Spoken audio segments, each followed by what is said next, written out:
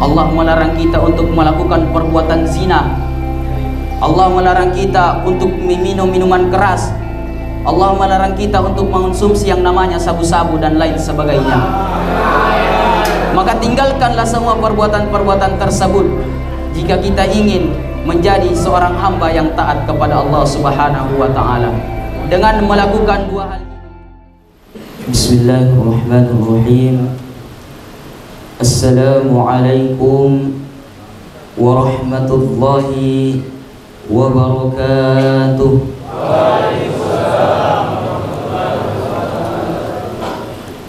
Alhamdulillah, alhamdulillahilladzi ja'ala al-qalama lil-kitabah wal-kitaba lil-qira'ah wal-qira'ah lil-ma'rifah wal-ma'rifah lil-ibadah wal-ibadah lillahi ta'ala. Ashhadu an la ilaha illallah wa ashhadu anna Muhammadan 'abduhu wa rasuluh. Allahumma salli ala sayyidina Muhammad wa ala alihi wa ashabihi wa man tabi'ahum bi ihsan ila yaumiddin, amma ba'd. Pertama-tama, marilah kita senantiasa memanjatkan puja dan puji syukur kita atas kehadirat Allah Subhanahu wa taala yang mana telah memberikan kita nikmat yang begitu sangat banyak, mulai dari nikmat kesempatan, nikmat kesehatan, dan terlebih-lebih lagi yang namanya nikmat keimanan. Buya Yahya pernah mengatakan, jika kita mengatakan nikmat yang paling indah adalah nikmat hidup, maka kita salah, karena monyet pun juga hidup. Jika kita mengatakan nikmat yang paling indah adalah nikmat kekuatan, maka kita juga salah, karena gajah dan kuda pun lebih kuat. Jika kita mengatakan nikmat yang paling indah adalah nikmat suara yang merdu, maka kita juga salah, karena burung pun memiliki suara yang merdu. Akan tetapi, jika kita mengatakan nikmat yang paling indah adalah nikmat keimanan, itu baru betul. Mengapa? Karena semua orang bisa hidup, semua orang bisa memiliki kekuatan yang kuat, semua orang bisa memiliki suara yang merdu, akan tetapi tidak semua orang bisa memiliki yang namanya keimanan. Salawat beserta salam senantiasa kita curah limpahkan kepada sang kekasih Allah, tidak lain dan tidak bukan baginda Rasulullah Muhammad sallallahu alaihi wasallam. Allahumma salli ala sayyidina Muhammad.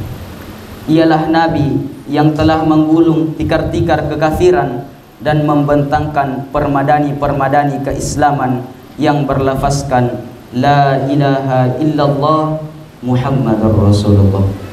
Hadirin jamaah salat asar insyaallah dimuliakan dan dirahmati oleh Allah Subhanahu wa taala. Pada kesempatan yang penuh mubarakah ini, izinkan saya menyampaikan sebuah ceramah yang berjudul Segitiga Ketaatan. Hadirin jamaah salat asar yang insyaallah dimuliakan oleh Allah. Apakah yang dimaksud dengan segitiga ketaatan? Ada yang tahu?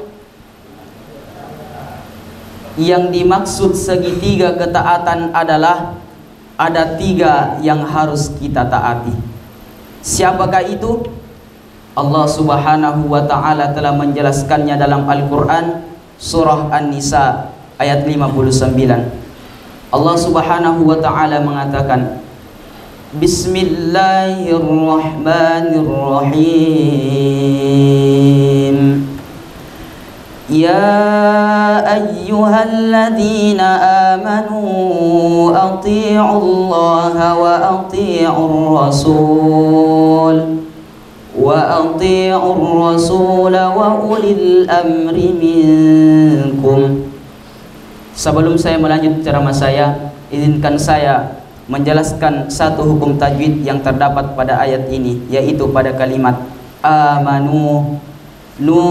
Di situ hadirin sekalian, cara membacanya dibaca panjang selama 2 harokat.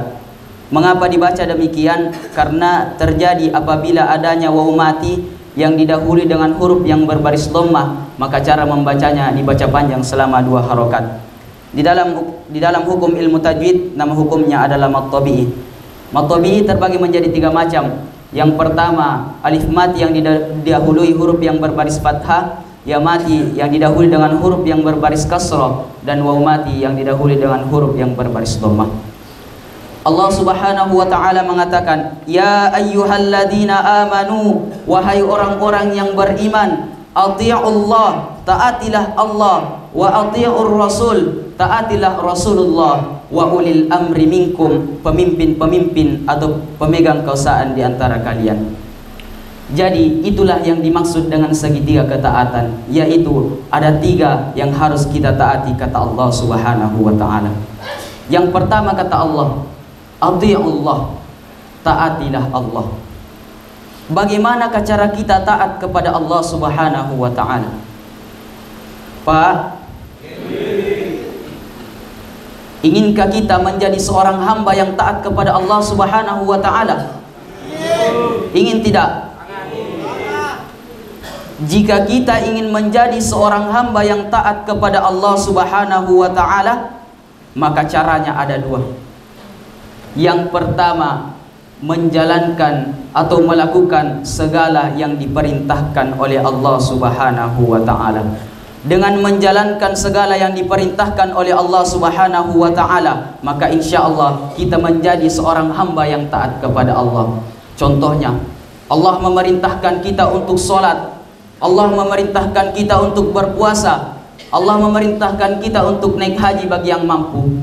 Maka lakukanlah perintah-perintah yang diperintahkan oleh Allah Subhanahu wa taala jika kita ingin menjadi seorang hamba yang taat kepada Allah Subhanahu wa taala.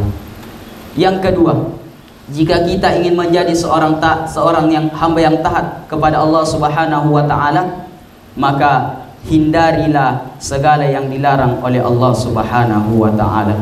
Dengan meninggalkan segala apa yang dilarang oleh Allah Subhanahu wa taala, maka insya Allah kita akan menjadi seorang hamba yang taat kepada Allah. Contohnya, Allah melarang kita untuk melakukan perbuatan zina, Allah melarang kita untuk meminum minuman keras, Allah melarang kita untuk mengonsumsi yang namanya sabu-sabu dan lain sebagainya. Maka tinggalkanlah semua perbuatan-perbuatan tersebut jika kita ingin menjadi seorang hamba yang taat kepada Allah Subhanahu wa taala. Dengan melakukan 2 hal ini, meninggalkan segala apa yang dilarang oleh Allah dan menjalankan segala yang diperintahkan oleh Allah Subhanahu wa taala, maka insya Allah kita menjadi hamba yang taat kepada Allah Subhanahu wa taala. Yang kedua kata Allah yang harus kita taati, wa athi'ur rasul, dan taatilah Rasulullah. Bagaimanakah cara kita taat kepada baginda Rasulullah sallallahu alaihi wasallam sedangkan kita tidak hidup sezaman dengan baginda Rasulullah? Kita tidak pernah memandang wajah baginda Rasulullah sallallahu alaihi wasallam. Kemudian bagaimanakah cara kita taat kepada baginda Rasulullah? Caranya yaitu, meskipun kita tidak hidup dengan sezaman dengan baginda Rasulullah, kita tidak pernah memandang wajah baginda Rasulullah, akan tetapi kita masih bisa taat kepada baginda Rasulullah. Bagaimanakah caranya? Yaitu dengan mengikuti sunnah-sunnah baginda Rasulullah sallallahu alaihi wasallam. Dengan mengikuti sunnah-sunnah beliau, maka insya Allah kita menjadi seorang yang taat kepada Rasulullah sallallahu alaihi wasallam. Dan barang siapa yang mengikuti sunnah-sunnah beliau, maka sudah tertanam di dalam dirinya bahwa dia cinta kepada baginda Rasulullah. Dan barang siapa yang cinta kepada baginda Rasulullah, maka insya Allah kelak di yaumil akhirah mereka akan bersama baginda Rasulullah di surganya Allah Subhanahu wa ta'ala. Sebagaimana hadis yang diriwayatkan oleh Imam Bukhari dan Imam Muslim, bahwasanya baginda Rasulullah sallallahu alaihi wasallam bersabda, "Man ahya sunnati," barang siapa yang mengikuti sunnahku, faqad ahabbani, sungguh ia mencintaiku. Wa man ahabbani, dan barang siapa yang mencintaiku, kana ma'iya fil jannah, maka dia akan bersamaku di dalam surganya Allah Subhanahu wa taala. Jadi jika kita ingin taat kepada baginda Rasulullah, maka lakukanlah sunnah-sunnah baginda Rasulullah sallallahu alaihi wasallam. Yang ketiga kata Allah, wa ulil amri minkum, pemimpin atau pemegang kekuasaan di antara kita. Setelah kita diperintahkan untuk taat kepada Allah Subhanahu wa taala, kemudian kita diperintahkan untuk taat kepada baginda Rasulullah sallallahu alaihi wasallam, Maka yang ketiga, Allah juga memerintahkan kita untuk taat kepada pemimpin-pemimpin atau pemegang jabatan di sekitar kita. Siapapun itu, baik kepala desa, bupati, gubernur, presiden, bapak kepala rutan, Allah Subhanahu wa ta'ala memerintahkan kita untuk taat kepada mereka dengan melakukan segala apa yang diperintahkan dan menjauhi segala apa yang dilarang. Hadirin jamaah salat asar yang insyaallah dimuliakan oleh Allah Subhanahu wa ta'ala. Akan tetapi perlu kita ketahui bahwasanya memang Allah Subhanahu wa ta'ala menyuruh kita untuk taat kepada pemimpin-pemimpin atau pemegang kekuasaan di sekitar kita, selagi perintah-perintah yang ia perintahkan kepada kita itu tidak bertentangan dengan ajaran-ajaran Islam, tidak bertentangan dengan syariat-syariat Islam, maka kita wajib untuk taat dan patuh kepada mereka. Akan tetapi jika sebaliknya, jika perintah yang ia perintahkan kepada kita itu bertentangan dengan ajaran-ajaran Islam, bertentangan dengan syariat-syariat Islam, maka kita tidak wajib untuk mengikuti perintahnya. Bahkan kita harus meninggalkan perintah tersebut. Contoh kecil, di dalam rutan ini, Bapak Kepala Rutan menyampaikan kepada seluruh anggota rutan kelas 2B bahwasanya jika sholat asar nanti seluruh anggota rutan wajib mengikuti sholat asar di dalam masjid. Maka perintah tersebut harus kita patuhi, karena perintah itu tidak bertentangan dengan ajaran-ajaran Islam, bahkan kewajiban bagi umat Islam. Jadi sebagai kesimpulan dari ceramah yang saya bawakan ini, ada 3 yang harus kita taati kata Allah. Yang pertama, kita taat kepada Allah Subhanahu wa ta'ala dengan mengikuti segala apa yang diperintahkannya dan menjauhi segala apa yang dilarang. Dan yang kedua, taat kepada baginda Rasulullah sallallahu alaihi wasallam, yaitu dengan mengikuti sunnah-sunnahnya. Dan yang ketiga, kita harus taat kepada pemimpin-pemimpin atau pemegang kekuasaan di antara kita selagi perintah-perintah mereka tidak bertentangan dengan ajaran-ajaran atau syariat Islam. Mungkin cukup sekian yang sempat saya bawakan. Kurang dan lebihnya mohon dimaafkan. Jika ada kata-kata saya yang salah, maka itu datang dari pribadi saya diri sendiri. Jika ada kata-kata saya yang benar, itu datangnya dari Allah Subhanahu wa ta'ala. Akhirul kalam, Allahumma arhamna bil Qur'an, Allahumma adkhilna al jannata bi syafa'atil Qur'an. Thumma assalamu alaikum warahmatullahi wabarakatuh.